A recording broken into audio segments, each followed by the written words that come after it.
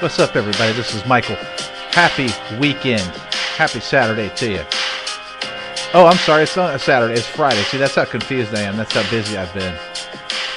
Coming to you late with your daily trivia question. It's not in the wee hours. It's not on the graveyard shift.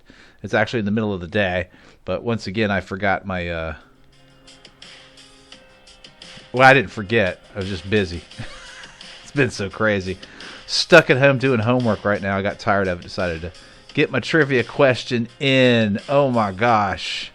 Anyways, happy Veterans Day is what I meant to say. And happy Friday. End of week. The beginning of a holiday weekend for those of you who don't have to work. But if you're like me, you have to work. Anyways, it's just another day. But take the time to find a veteran in your life, wherever they may be, and thank them for their service without question.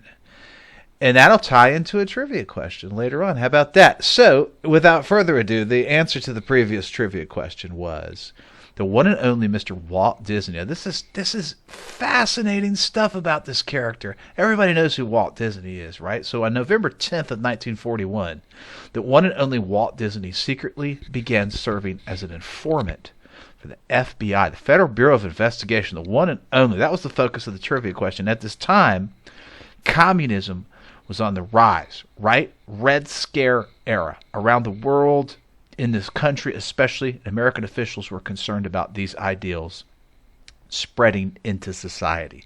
This went all the way to Washington and the federal government. They were doing everything they can to stop the spread of the Red Scare. This was a time of the Cold War years, which you often hear me talk about in my trivia questions. And Hollywood's writers, actors, directors, and producers and their organizations clashed at this time often with political beliefs. Some people were being blacklisted from working, and congressional committees were putting movie people on public trial. Congress was definitely looking into these things, right? So the earliest communication between Walt Disney and the one and only J. Edgar Hoover, head of the FBI, appears to go all the way back to July of 1936, where memorandums and correspondences were found in which Hoover wrote, quote, "I am indeed pleased that we can be of service to you in affording you a means of absolute identity throughout your lifetime." And that was kind of soliciting Walt Disney for his service, right, as an informant. Now, coincidence or not, look at Disney and Disney's accomplishments, if you will, their business dealings thereafter, right? Check this out. Disney was allowed to film at the FBI's headquarters in Washington at one point. Throughout the 1950s, the FBI also assisted Disney in acquiring permits and building Disneyland in Los Angeles, right? They kind of fast-tracked that.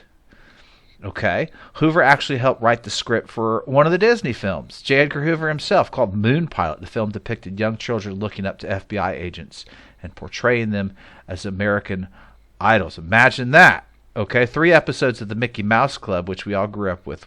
Well, I mean, if you're old like me, were also specially dedicated to the FBI. Since 1967, this is the most significant I found in my research, and you may have heard about this recently. Since 1967, Disney World has benefited from its own special tax district classification in Florida through a very special relationship with the state that essentially amounted to the entertainment giant being a self-governing territory, right? They got a lot of breaks, in other words.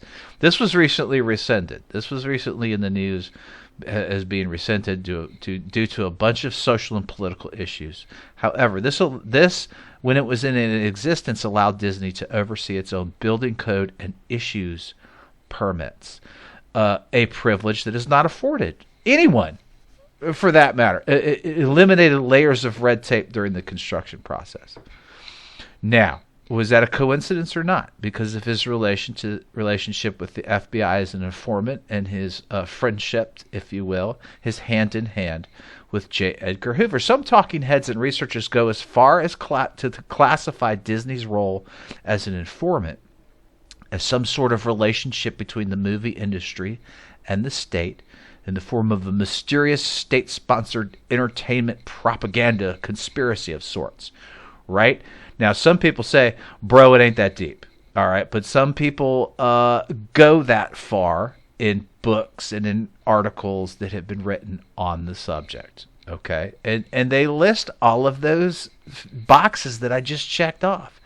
And they say, hey, listen, look at the facts. Look at these occurrences. Is it a coincidence or not? And a lot of people tie in the Epcot in a roundabout, kind of a long distance, kind of a reach, if you will. Walt Disney had some weird social experiment ideas, like Henry Ford did. He wanted Epcot to be an ideal social experiment of sorts. Okay, so he had some kind of out there ideas. All right, that some people will try and reach and tie that into as well. Now, some say this friendship was initially situated on Disney's eagerness to inform the FBI on how quote-unquote communist infiltration, according to Disney, had caused his animators to go on strike in 1941, which is also well documented. So some people say he was just PO'd about his workers going on strike, and that hardened his conservative beliefs. He was a well-known staunch conservative, and that made him have enhanced his or moved things along, served as a catalyst, if you will, with his relationship with J. Edgar Hoover and the FBI and turning people in for being communists. Okay, a couple of cool geek factoids about this trivia question. And this was an interesting thing to research. It really was. Disney's unique and perhaps strange relationship with the FBI was revealed by simple inquiries and requests under the Freedom Information Act, and this was done by like gumshoe grassroots reporters and even mainstream type reporters who were looking into this, and they simply requested these correspondences through the Freedom of Information Act. It was never determined, and probably never will be, what names of Hollywood figures that Walt Disney might or might not have passed along to the Bureau as communists. That so-called secret list has never been revealed because of the information Disney provided the Bureau. He was made a quote-unquote full special agent in charge of contact in 1954. So like most people know, Walt Disney is the king of all animators. He won more awards for his work in that regard. Bambi, Snow White, I mean, you name all the movies he did. More awards than anybody, but a few people know about his very well-established and documented relationship with J. Edgar Hoover and the FBI during this time period in Hollywood. So that was really an interesting trivia question, for sure. All right, folks, let's finish out this week for Veterans Day with a brand new trivia question for November 11th. Speaking of Veterans Day, on this day in 1921, check this out. After laying in state at the Capitol Rotunda and then traveling by horse in a procession through Washington, D.C., and across the Potomac River, this was dedicated in a ceremony by President Warren Harding, where it has been guarded 24 hours a day ever since.